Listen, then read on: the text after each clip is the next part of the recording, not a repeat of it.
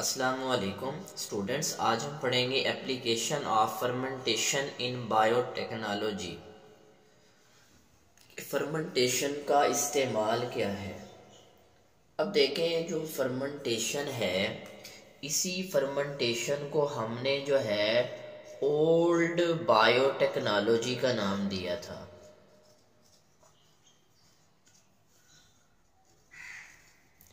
और इसी old biotechnology को हम जो है मॉडर्न वे में यूज कर रहे हैं।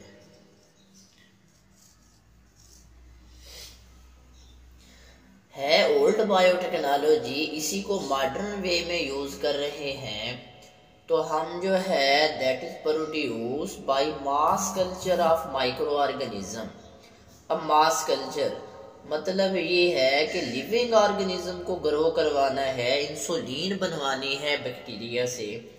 तो ये सारी चीज़ें जो है हमारी फर्मेंटेशन के अंदर आ रही हैं। तो फर्मेंटेशन एक ओल्ड बायोटेक्नोलॉजी है।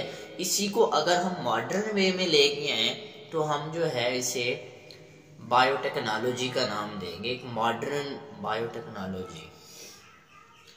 अब यहाँ पे इसमें जो पहली बात है कि फर्मेंटेड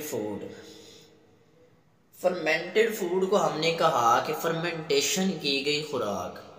इसमें सबसे पहले सीरियल प्रोडक्ट्स हैं जिन्हें हम अनाज वाले प्रोडक्ट्स कहते हैं।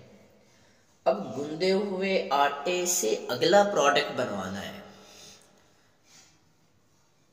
तो आटे की फर्मेंटेशन करवाएंगे, उसमें माइक्रो ऑर्गेनिज्म डालेंगे। अब देखें, जो अनाज है, आटा है, गंदम है,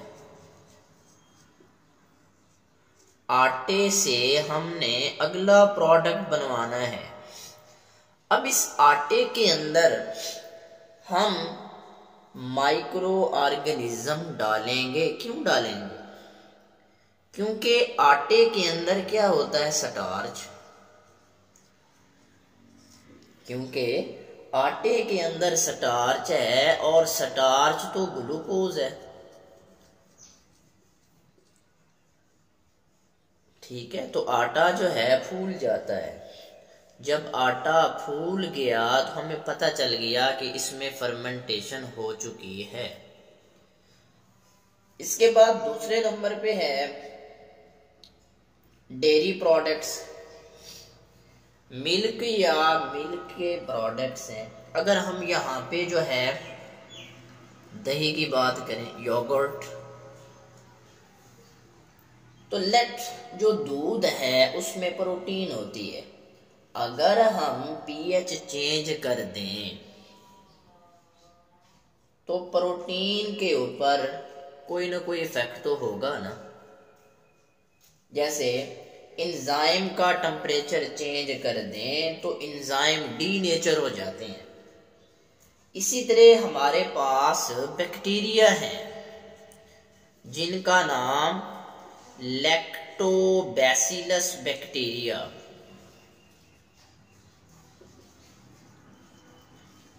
लैक्टोबैसिलस बैक्टीरिया होते हैं जो हम जाग लगाते हैं। उस जाग को हम मिल्क के अंदर डालते हैं, इसको एनाकोलम भी बोलते हैं।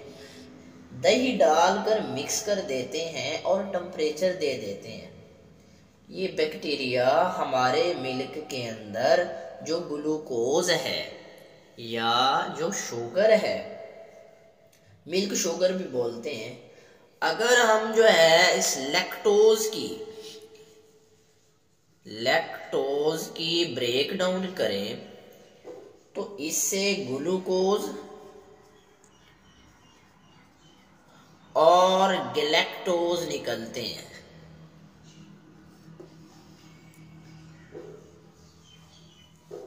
अगर हम जो है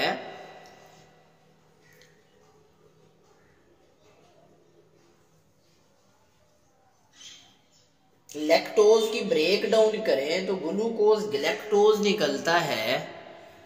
तो बैक्टीरिया हमारे मिल्क के अंदर, अगर हम लैक्टोज की ब्रेक डाउन करें तो इससे ग्लूकोज और गैलेक्टोज निकलता है।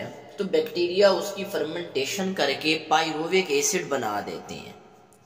बैक्टीरिया जब उनकी फर्मेंटेशन करेंगे तो पाइरुविक एसिड बना देंगे। Then they convert into lactic acid, फिर जो है ये कन्वर्ट हो जाएंगे लैक्टिक एसिड में। और देखिए अब एसिड है, पीएच को कम कर देगा एसिडिक है। जब हमारे मिल्क की पीएच चेंज हो गई तो हमारे मिल्क के अंदर, हमारे दूध के अंदर जो प्रोटीन है वो कोआगुलेट हो जाएगी। कैसे भला? जैसे अंडे को गर्म करें तो उसकी प्रोटीन जम जाती है, तो इसी तरह डीनेचर हो जाना।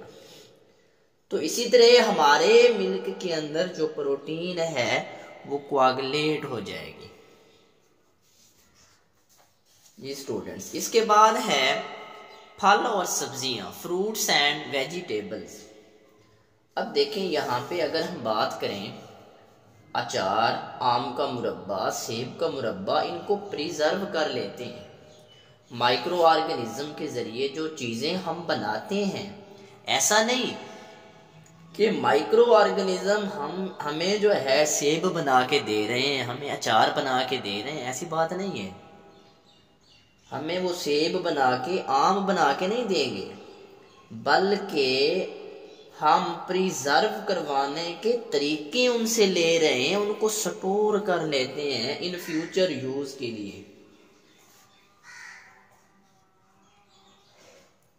जी स्टूडेंट्स, इसके बाद है मशरूब प्रोडक्ट्स।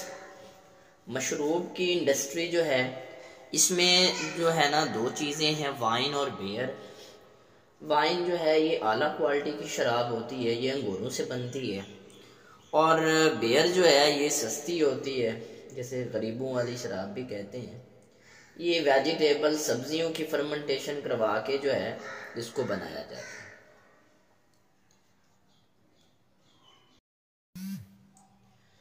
जी स्टूडेंट्स, अब हम देखेंगे इंडस्ट्रियल प्रोडक्ट्स की बात करेंगे। तो इंडस्ट्रियल प्रोडक्ट में पहली बात है कि फॉर्मिक एसिड। अब फॉर्मिक एसिड के अंदर इस्तेमाल होने वाला जो माइक्रो ऑर्गेनिज्म है उसका नाम एस्परजिलस है। और ये कहाँ पे इस्तेमाल होता है? टेक्सटाइल के अंदर, चमड़ा बनाना, रंग साजी, इलेक्ट्रोप्लेटिंग में, रबड़ की तैयारी में जो है इस्तेमाल होता है। इसके बाद दूसरे नंबर पे एथानॉल है। एथानॉल जो है इसके अंदर कौन सा माइक्रो ऑर्गेनिज्म इस्तेमाल होता है? सैक्रोमाइसीस है। इसे हम जो है सिरका, मशरूब बनाने में सॉल्वेंट के तौर पे भी लेते हैं।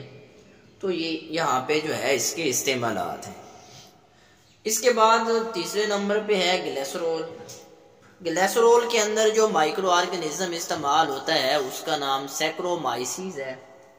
और ये सैक्रोमाइसीस जो है कॉस्मेटिक्स के अंदर जो है प्लास्टिक, साबुन बनाने में, प्रिंटिंग में, मिठास पैदा करने में जो है ये इस्तेमाल होता है। इसके बाद चौथे नंबर पे एक्राइलिक एसिड है। एक्राइलिक एसिड में जो है ना इस्तेमाल होने वाला माइक्रो ऑर्गेनिज्म जो है वो बैसिलस है। ये प्लास्टिक बनाने में जो है इस्तेमाल किया जाता है।